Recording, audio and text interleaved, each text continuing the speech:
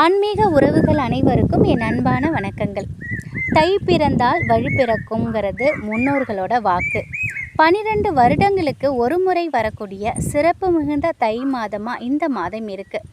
இதற்கு காரணம் என்ன அப்படின்னு பார்த்தீங்கன்னா, குரு பகவான் ரிஷப ராசியில் இருந்துக்கிட்டு சூரிய பகவானை பார்க்கறது. அதனால தான் இந்த தை மாதத்திற்கு அவ்வளோ சிறப்பு இருக்குது. குரு சூரியனை பார்க்கும் பொழுது நம்முடைய பொருளாதாரத்தில் மிக சிறப்பான முன்னேற்றத்தை நம்ம பெறலாம். அந்த முன்னேற்றத்தை பெறுவதற்கு தை மாதத்தில் மகாலட்சுமி தாயாரை வழிபாடு செய்யும் முறையை பற்றி தான் இந்த பதிவில் நம்ம பார்க்க போகிறோம். பணம் இல்லாமல் யாராலும் வாழ்க்கையை வாழவே முடியாது. இது அனைவருக்கும் தெரிந்த ஒரு விஷயம். ஒரு நாள் கூட கையில் பணம் இல்லாமல் நம்ம இருந்தோம் அப்படின்னா நமக்கே பித்து பிடிச்ச மாதிரி ஆகிடும். ஏன்னா பணத்திற்கு அந்த அளவுக்கு முக்கியத்துவம் இருக்குது. நம்ம கையில் ஒரு 10 ரூபாய் வந்துட்டாலும் அடுத்த நாள் 20 ரூபாயாக செலவாயிடும். இதற்கு காரணம் என்னன்னு பார்த்தா நிச்சயமாக யாராலையுமே இதை சொல்ல முடியாது. ஒரு இடத்துல நிலையாக இருக்காமல் இருந்துக்கிட்டே போய்கிட்டே இருக்குங்கிறதுனால தான் அது செல்வம் அப்படின்னு சொல்கிறோம். அப்படிப்பட்ட செல்வத்தை நிரந்தரமாக பெறுவதற்கு செய்யக்கூடிய தை மாத வழிபாட்டை தான் இப்போ பார்க்க போகிறோம்.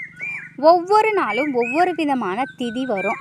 வளர்பிறை, தேய்பிறை, இப்படி 2 விதத்தில் திதிகள் வரும். இந்த திதி ஒவ்வொன்றிற்கும் ஒவ்வொரு விதமான பலன் இருக்கும். அந்த ஒவ்வொரு திதிக்கும் ஒவ்வொரு தெய்வத்தை நம்ம வழிபாடு செய்யணும். நாமும் அந்த வழிபாட்டை செஞ்சுக்கிட்டு தான் இருப்போம். தை மாதத்தில் வரக்கூடிய ஒவ்வொரு திதிக்கும் மிகப்பெரிய பலன்கள் இருக்குது. அந்தந்த திதிக்குரிய தெய்வத்தை வழிபாடு செய்யும் பொழுது வழிபாடு செய்கிறதோடு மகாலட்சுமி தாயாரையும் நம்ம வழிபாடு செய்தோம் அப்படின்னா நம்மால் இந்த வாழ்க்கையில் நம்ம நிரந்தரமான செல்வத்தை நம்ம பெறலாம். செல்வத்தை நம்மக்கிட்டே நிரந்தரமாக தக்க வச்சுக்கலாம். இந்த வழிபாட்டிற்கு தினமும் நம்ம கோவிலுக்கு போகணுங்கிற அவசியம் இல்லை.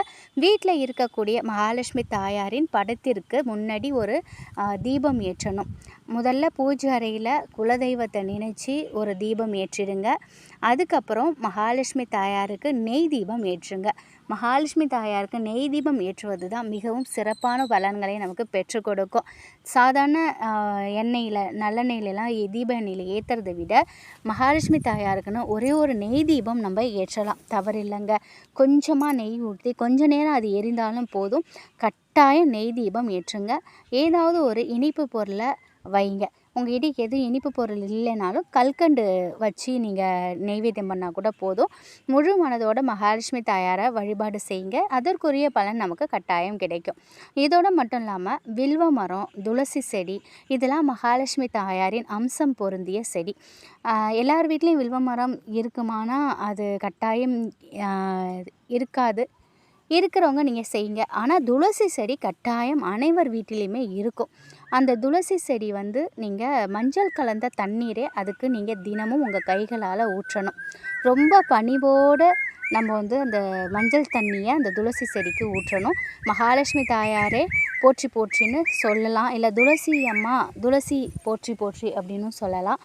அந்த செடியை மகாலட்சுமி தாயாரை நினச்சிக்கிட்டு தண்ணீரை ஊற்றிடுங்க. அவங்கக்கிட்ட நிரந்தர செல்வம் வேணும் அப்படின்னு கேளுங்க. நிச்சயமாக மகாலட்சுமி தாயார் நமக்கு செல்வ வளத்தை கொடுப்பாங்க. வீட்டில் காலை மாலை மகாலட்சுமி தாயாரோட அஷ்டோத்திரம், அஷ்டகம் இதெல்லாம் ஒலிக்க செய்யணும். அது நமக்கு ரொம்ப சுபிஷத்தை தரும். நம்ம வீட்டுக்கு நமக்கு தெரிஞ்சால் நம்ம சேர்ந்து நம்மளும் பாடலாம். உங்களுக்கு தெரியலைனாலும் டிவியில் செல்லில் நீங்கள் அந்த பாடலை போட்டு விடுங்க. மகாலட்சுமி தாயாருக்கு தாமரை மலர்கள், வில்வ இலைகள் மிகவும் பிடித்தமான ஒன்று. உங்களால் முடிந்தால் தாமரை மலர்கள், வில்வ இலைகள் வாங்கி வழிபாடு செய்யுங்க. இந்த மாதத்தில் இருந்து நம்முடைய வாழ்க்கையில் செல்வ வளம் கட்டாயம் உயர ஆரம்பிக்கும். அதை நீங்கள் கண் கூட பார்க்கலாம். நமக்கு பணம், புகழ், பதவி, செல்வம் எல்லாமே நமக்கு நிரந்தரமாக வேணும்னா இந்த தை மாதத்தில் நம்ம மகாலட்சுமி தாயாரை வழிபாடு செய்யணும்.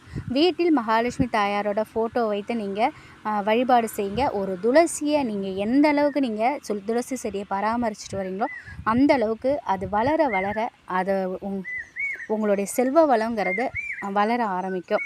இதை வந்து நீங்கள் கண்கூடாக பார்க்கலாம். பேசும் தெய்வம் துளசினே நான் சொல்வேன். அந்த அளவுக்கு நம்ம துளசியை வந்து ரொம்ப மரியாதையோட பணிவன்போடு அதுக்கிட்ட நம்ம அவங்கக்கிட்ட அந்த துளசிக்கிட்ட நம்ம நடந்துக்கும் பொழுது நம்ம டெய்லி தண்ணீர் விட்டு அவங்கக்கிட்ட ஒரு 2 நிமிஷம் கூட உங்களுக்கு டைம் இருந்தால் நீங்கள் பேசலாம். அந்தளவுக்கு அவங்க நமக்கு நல்லதை செய்வாங்க. முழு நம்பிக்கையோட துளசி செடியை வீட்டில் வளர்த்து பாருங்கள்.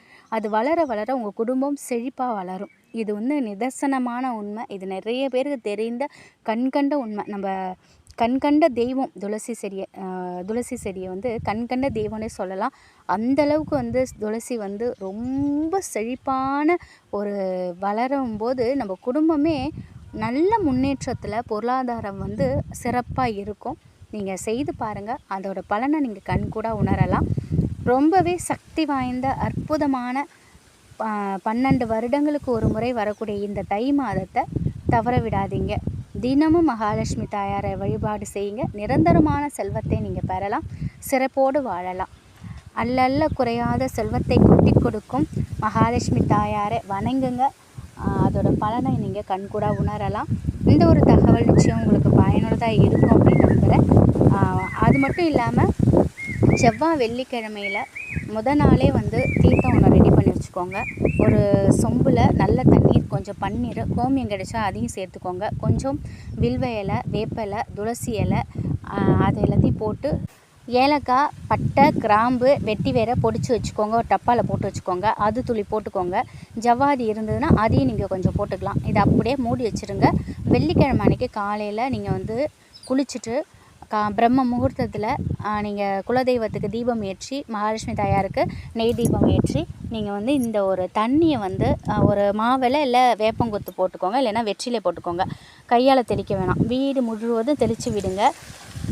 கொஞ்ச நாள்லேயே உங்கள் வீட்டில் இருக்கக்கூடிய வறுமை போகிறத நீங்கள் கண்கூட உணரலாம். இதையும் நீங்கள் செவ்வாய் வெள்ளி வாரத்தில் ஒரு முறை செவ்வாய்க்கிழமையோ இல்லை வெள்ளிக்கிழமை மகாலட்சுமி தாயாருக்கு ரொம்ப உகந்தது. நீங்கள் வெள்ளிக்கிழமையில் கூட இதை நீங்கள் செஞ்சுக்கிட்டு வரலாம். தொடர்ந்து வெள்ளிக்கிழமை பிரம்ம முகூர்த்தத்தில் இதை செஞ்சுட்டு வாங்க. கட்டாய மகாலட்சுமி தாயாரோட வாசம் உங்கள் வீட்டில் தெரியும். பொருளாதாரத்தில் நல்ல முன்னேற்றம் அடைவதை நீங்கள் கண்கூட பார்க்கலாம். அதை இந்த தை மாதத்தில் நீங்கள் ஸ்டார்ட் பண்ணுங்கள்.